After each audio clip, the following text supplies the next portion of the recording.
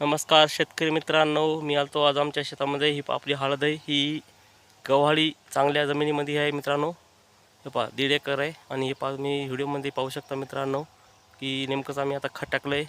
हे हळदीचा आपला दुसरा डोस आहे मित्रांनो. आज दिला आम्ही हळदीला 1 DAP, 1 पावडर, 1 युरिया आणि 14-35-14 आणि 1 किट दिली मित्रांनो. व्हेरीची किट दिली मित्रांनो, भारीची. अशा प्रकारे आज दुसरा डोस झाला मित्रांनो.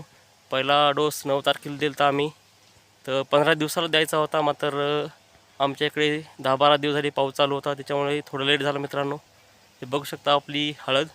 तुम्हाला व्हिडिओमध्ये दाखवतो मी खत टाकलेलं. हे पहा, हे पूर्ण असं आम्ही खत टाकलं आता.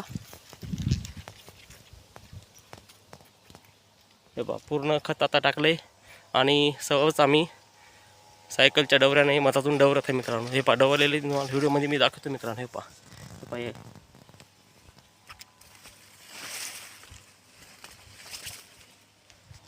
आता डवरणं चालू आहे मित्रांनो. खत टाकणं झालं आहे.